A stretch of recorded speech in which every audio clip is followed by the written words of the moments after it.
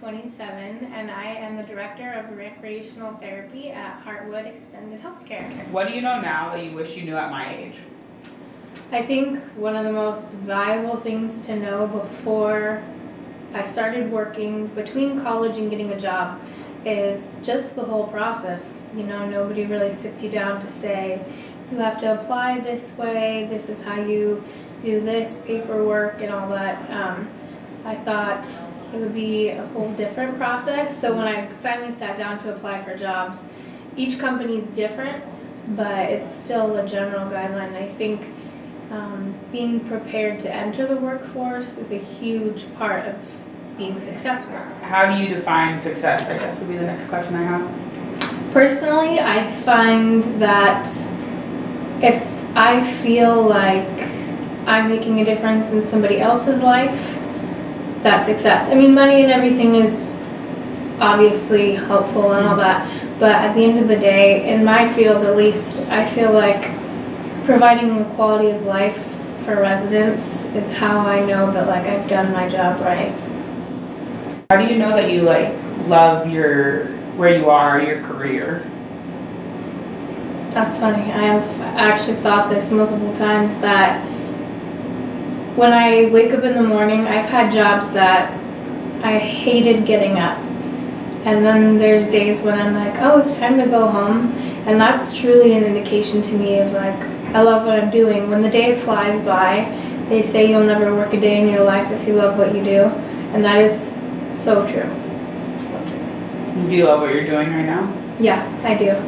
You know, a lot of people think that my job is playing bingo and, you know, playing games all day long. But there's so much behind the job that people don't see that makes me feel like there truly is a purpose to the job. It's not just coming in and coloring.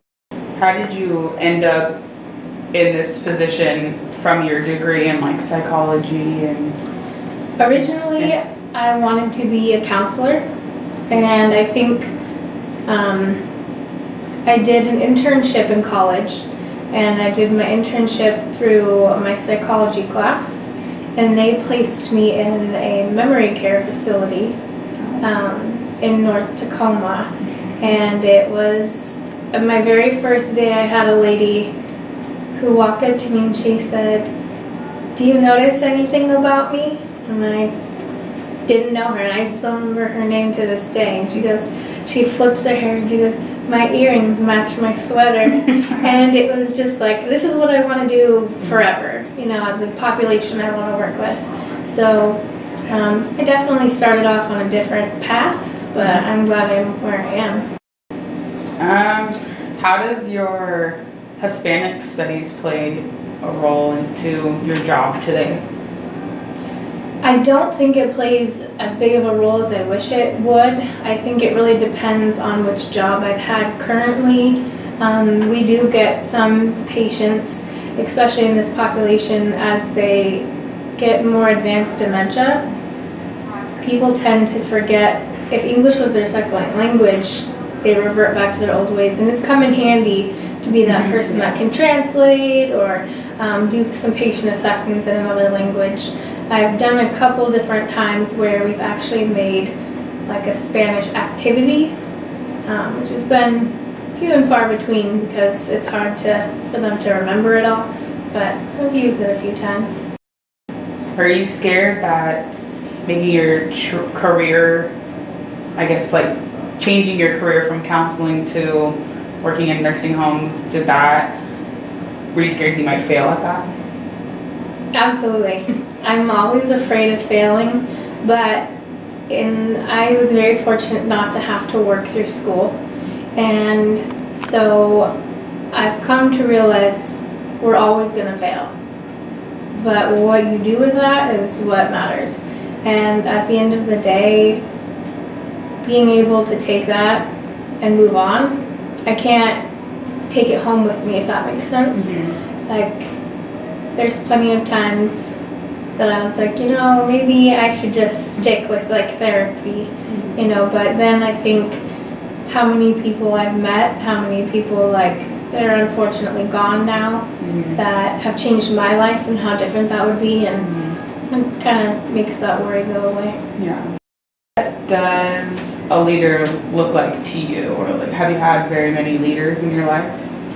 Yeah, I would say, yeah, but they're all different, you know. To me, a successful leader isn't somebody that's, you know, a powerful person. They don't have to be. I think being relatable makes people the best leader. Being able to realize that you're still a person, they're a person.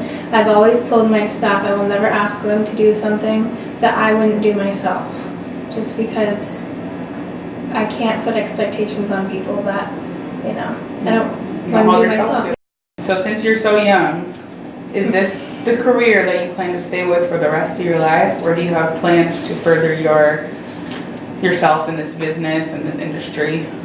I love what I do. I do. At the end of the day, I go home, and my job's different in the sense that I don't have to take home worries. I mean, sure, you get close to patients where you do think about them outside of work, but there's a lot of jobs out there that I think people go home and they're like, man, I just didn't get that done today, I didn't get that done, and then like, I can't wait to go tomorrow and do it all over again. I love what I do, and that part of the job is nice, but I don't think that this would be something I will do forever. I do want to actually go back and get my master's degree eventually.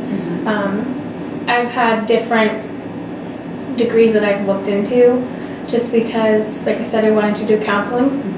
I looked into that, but I've also looked at social work. You know, I think until I truly figure out where my calling is per se, I think it'll be something to think about. But I definitely want to go back, continue on. It's a great job, but I don't think it's my final step. Final step, yeah. And I met a lady years ago, and they tell us all their life stories here. And I asked her, what is your biggest regret in life? Because I often wonder, when I'm 98, what am I going to want? Well, am I going to think back, what didn't I do? And she said her biggest regret was never getting to go to college because she had children right away.